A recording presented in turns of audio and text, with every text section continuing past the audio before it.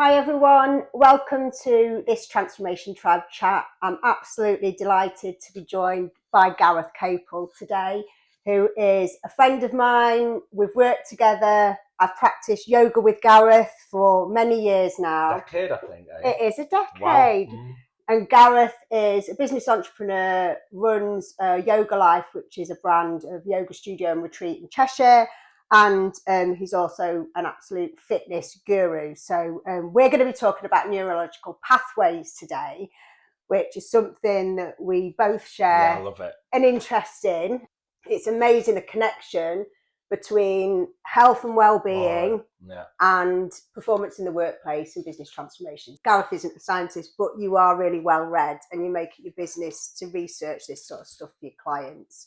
So linked to these neurological pathways, visualization and standing in the result is so important. So when I work with businesses, we start with vision. What is the vision we want to achieve from this change?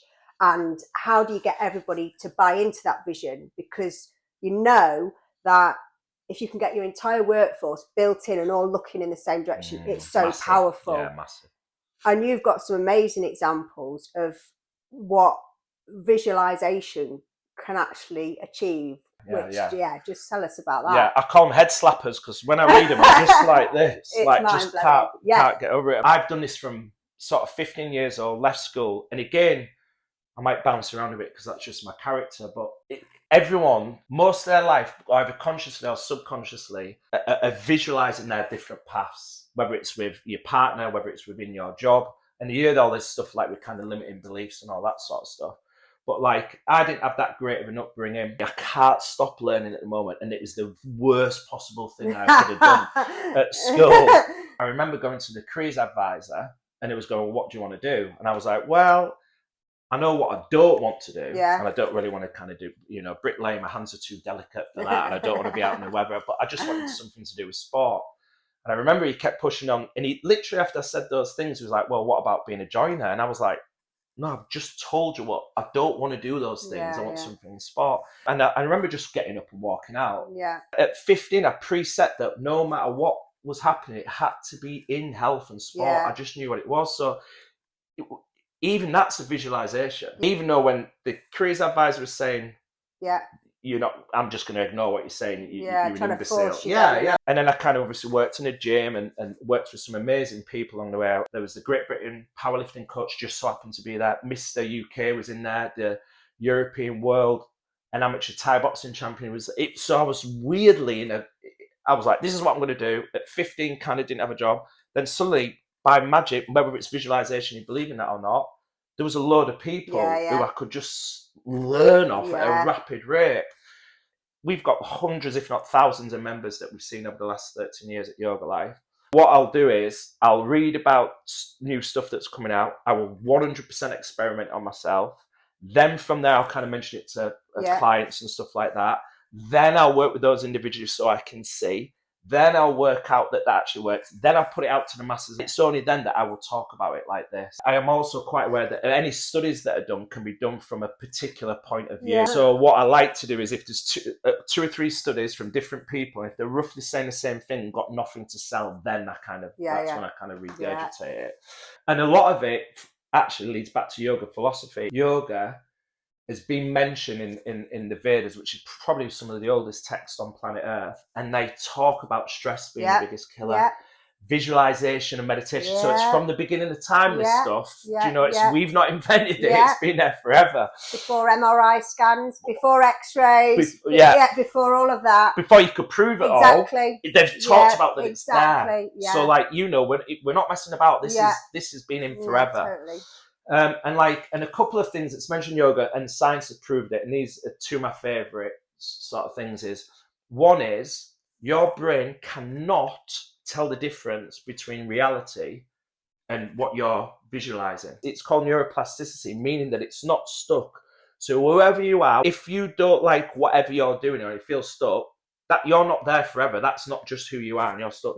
That's a biological fact. So long as you're not an alien, you're a human being. That can definitely change. So think about that for a second. So like whatever you visualize, and whatever you're seeing, your brain can't tell the difference. So you can start creating these new neural pathways by just 5 minutes of visualization in the morning before you get to take the next steps, and you're already ahead of the game. So your nervousness will alleviate because you think you've done it a number of times, for example. So that's like, to me, like, it's just totally mind-blowing. So there's a lot of people watching this that will be thinking that's absolute rubbish. They did a study actually not that long ago where it was a visualization in terms of muscle building, believe it or not. So it's visualization training without doing. So I'll just read it off here so I'm completely accurate. But in 1996, a study by Dr. Yue, research had people mentally practice weightlifting. So it was a double placebo, double blind control study, which is like the optimum. So just say what that means then. So it just means that, so basically it's a control group. Yeah. And there's a number of people who do the same study. Yeah. It also means that some people are told a placebo, like a lie, that this will happen. Yeah. Some people are told nothing at all. And then so they just cover every single base, and it's not kind of people just saying stuff in their head. In this particular study, because it's about muscle growth, they actually did measuring of the muscle mass and stuff. So remember, what goes on in here has a physical positive reaction. So as I say, the plasticity of your brain can change through vision, but actually you can grow muscle with matter, which is mental. So over a few weeks this was done, a group to mentally in their mind practice and visualizing them weightlifting and then growing muscle mass on. But they weren't lifting the weights at all. So all they were doing was they were just thinking about lifting weights. Yeah, so they not lifting weights. Just thinking about it for weeks, by the way, not months. And then over a few weeks, the group that physically trained increased their strength by 30%. So this group were physically lifting, But the group who just mentally did it got 13.5% increase in muscle mass. Like not moving. Yeah. Like, so imagine if you visualize your training session, then did your training session. Yeah. It's like 43% if my maths are right. And this is what athletes do when they visualize they're visualizing what they're wearing, how they've performed, what they've done the night before, what it feels like when they're getting that victory trophy. They're visualizing the whole thing, and they invest a lot of time doing that. It's massive. All the greatest athletes, all the best of the best of the best, 100% do this. That's their one comment. They might have different trainers and different diets. Like I said before, this is said better, but your brain doesn't fully distinguish between real experience and vivid imagination ones, and that's the power of it. And to add to that, if I'm watching a game of football, sat still with a beer in my hand, my adrenaline will start because I'm seeing a game of football being played. So my adrenaline goes up, my heart rate will go. I've actually done this on like some wearables. So I'm acting in a way as if I'm actually physically playing a football game. Yeah. And I'm not doing it. And most of you'll realize, can kind of relate to that. You're already doing things like that already right now. And it's only 5 or 10 minutes it's talking about. And in a matter of weeks, that's the difference. Yeah, it's amazing. And it ties back to, we've talked there about that in terms of a fitness context. But as importantly, in a business context, getting everybody to visualize how does it feel when we achieve this goal? How does it feel when we pull together and transform this area of the business that's underperforming to make it perform really well? It's really powerful stuff. We've got this fantastic video that you showed me, which is just, I find this, it's unreal. And you train loads of different people of all ages and all abilities, and you know how hard it is. As you're learning something new, whether it's a physical thing or an academic thing or something at work. Yeah, or an instrument or anything like that, You've got these little things in your brain doing this, and they're trying to connect up. And this video that is in the clip shows them actually joining. It's amazing because they almost start to miss each other, but they'll find and then they'll entangle and pull together. It's like absolutely incredible. There's things where people, again, we're always talking about the physical here, but it's only physical proof for you guys because obviously the mental part of it is difficult for people to comprehend, but the mental side will control the physicality with the hormones and stuff. But as people who've, let's say they've been in a serious accident, they've read loads and they'll be and had been paralyzed. Bruce Lee actually is quite a famous guy who did it. You remember The Power of the Mind. And what he did is when he had a serious, I think he broke his back, and all he did was concentrate on his right foot to move his toes. And I said that would never be able to be done. But the same thing, he just visualized it and visualized it. And what was amazing, those severed neural pathways, those which wasn't working anymore, it did the very thing we're talking about. It took him months, and the doctors thought it was crazy, but it did. It just bypassed. You could, and all it was visualization. So from not being able to walk, everyone telling them you're not going to be able to walk, them being able to walk and doing what he did is like just again. Yeah. It's not Bruce Lee's a one-off. All humans can do this. They definitely can. I work with people a lot, and there's something called the change curve or the Sarah model. So when people are going through change, they experience shock, they get angry, they resist it. And then eventually they move into an acceptance mode, and eventually they get hope then and are hopeful for the future and enthusiastic about the future. And you sort of overlay that with what's going on in your brain when you're learning something new or you're challenged, and these neurological pathways. To start with, you're thinking, this is never going to happen. This, I can't do this. It feels really difficult and challenging. Then slowly you get closer to it, and you start thinking, well, maybe then, rather than reject this, I might start to accept that this could be possible, and something good could come after this. And then you make that connection, and you sort of accepted, right, yeah, great, I can do it now. And then you're hopeful for then, well, if I can do this, what's next? What else can I do? So I think it's massively linked to what people experience when they're going through change. Yeah. Because people don't like change. We're all human. People it's find fear it as well. it's fear. The fears of, there's strange emotions that come in. Like I have it with some of my staff, and if we have to, even such small things, but we're creatures of habit. Yeah. And it's the fear of there was another thing, kind of just again, practicing the piano. It's all physicality with me, isn't it? But and by the way, your body doesn't know how old you are. You're just being, and I'll go back to again stories. So I've got David is one of my heroes. I think he's 81 now, 81 years old, and I've been with him for 10 years doing personal training, various other things. He's an amazing character. His mindset's phenomenal. And so bear in mind, 81, 82. And one of the best things that he said was when I met him, he goes, "What are your goals, David?" And he more or less said this: "I love my life. Keep me alive for as long as you possibly can," which was one of the best goals I've ever heard in my entire life. No pressure. So, but imagine like your balance starts to go, and his mindset, we go back to that again, is he skied, but started to reduce skiing because he preempted that I'm too old for this and my balance is going. He sold his business. So he thought that his mind weren't as active enough. He was scared to kind of do, normally he'd leap over a fence, he'd walk around it. Anyway, he was playing golf, and he tripped and fell into a bunker and knocked himself out. He kind of worried him a bit. And I goes, "Look, Dave," and he was like, "Oh, I'm getting too old." I was like, No. I goes, "You're thinking that you're getting too old. And we can create new neural pathways by practicing them." So anyway, I've got him on a Bosu and wobble board. And what was incredible, within the 6 weeks, he was so tentative, and his balance worked there because he'd avoided it. But he preempted that he should avoid it because he thought he couldn't do it. So it's back to that mindset thing again. So I started to take it completely to the other level. His jumping, so Bosu was like a really wobbly, unstable sort of half ball with a board on. So I've got him jumping on it and jumping off. He's squatting on it.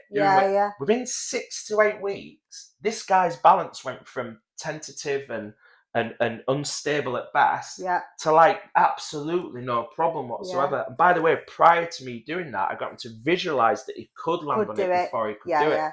And I've got like recordings of this, but I kind of mention that because it's just the man down the street. It's all well and good, all these studies that have been done that we weren't there. And me personally, when I talk about, I'm not Usain Bolt, obviously, but like, and you can see that he's done that. I'm going, oh well, he's a freak of nature. His visualization is, but it's not. It's we're all can do it. It's your limiting beliefs, and as I say, from athletes to an 80-year-old man, all of a sudden I watched in front of my very eyes through practice and through visualization that, and by the way, he's still playing golf, still skiing. He didn't give it up in the end, and he's absolutely fine. So it's amazing, isn't it? So I think there's specific things that we can do on a daily basis that can help us with this. Things that are free. We don't need other people. No. Great if we can access a trainer like you, but we don't need to. No. And you can do them in the workplace. We can do them at home to just help us. You were telling me a cracking story before we just started recording today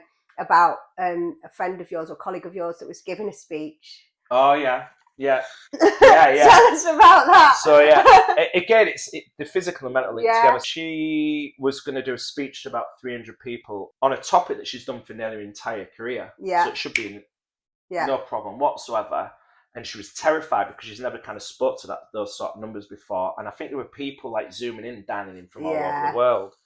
So she was really worried about, I was seeing her regularly. I was like, look, there's a thing that you can do a little bit before. Just go with it. Another study done, and what it was in the Paralympics, and there was people who've been blind since birth.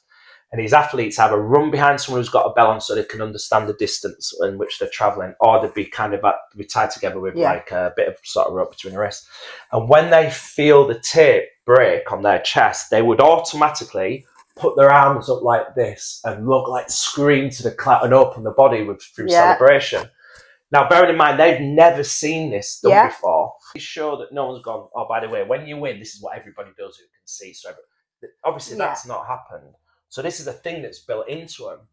So anyway, I was telling her that what she should do to get rid of the nerves just before she does the speech, to go into a cubicle or find somewhere. She found the toilet. I was kind of just go off in the room somewhere. Yeah. And she stood in the cubicle just looking up like this. I think you do it for about 15 seconds. Yeah. And what it does, it'll take 10 to 15% of those nerves away. But she was also, with her eyes closed, visualizing her celebrating like this at the end once she'd done her speech. Anyway, she said, she actually rang me straight afterwards. And she said it categorically worked, like her nerves dropped enough so that she did. And then so confident that she actually told everyone in her opening gambit what she'd actually done to make herself feel better. Then she made everyone, 300 people, all stand up and do the very same thing. Which worked. So she improvised when she was absolutely terrified. Yeah, fantastic. So look, like another sort of close-up thing that it's just as much evidence as possible that this works. No, it's great. Brilliant. We've talked a lot about fitness and this being used in sporting environments or competitive environments, but this is absolutely applicable to the workplace. And in some of the reading that, I wax lyrical about it, and I always talk about people-powered transformation. And I, by default, have been doing a lot of this stuff for years. However, our conversations have just validated the importance of that, and the research that you've shared with me validates, I'm not crazy. This stuff does have an impact, and it does actually work. And you've got some research here in terms of visualization in the workplace and what it can do. So I suppose we've spoke about, but then how do you do it? Yeah. And it's actually not as, and a lot of people go, oh, my mind's too busy and I ain't got time. And, it can be done in such a short amount of time. And by the way, your brain, like I said before, it cannot tell the difference between reality and imagination. So just like, it's literally just 5 or 10 minutes. So you think of the potential of athletes. Yeah. So I've got I'm going to kind of give you an example of what I do with a boxer and then kind of in the workplace. So there's someone who I'm seeing at the moment who's a pro boxer, and the way I kind of do it, it's guided for me. So sometimes when someone else pushes you down that pathway, it's a little bit easier, but that internal voice is like mega powerful. So for example, with a boxer, you go from minute detail all the way along. So what I'd kind of do with him is I get him to close his eyes, and you would do this ideally last thing at night or first thing in the morning is best time to do it. So I'm just using the sports side of it and then into the business. Can you remember the last time you won a fight? And he goes, straight to it. So we'll go back to that, not the place, but the feeling.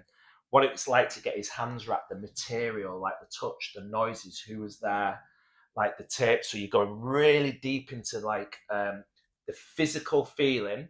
And was the nerves there? If there's nerves there, because it's your imagination, turn the nerves off. Yeah. That you're fine. You're in control. Did you do deep breaths? Was you a bit sweaty? What's the material texture look like? Tiny laces, how it tightens around your feet, like really minute detail. The brain's phenomenal. I think it can process 100,000 pieces of data per second. It's the most powerful computer on the planet. And if you're not very good at that, you will do with practice, because you're going to create those new neural Yeah, pathways. absolutely. So you're good at it. So Absolutely. it's self-fulfilling. So we did all that, and it's like, then it's walking to the ring, and then the canvas, and then the void, and then the noise of the crowd.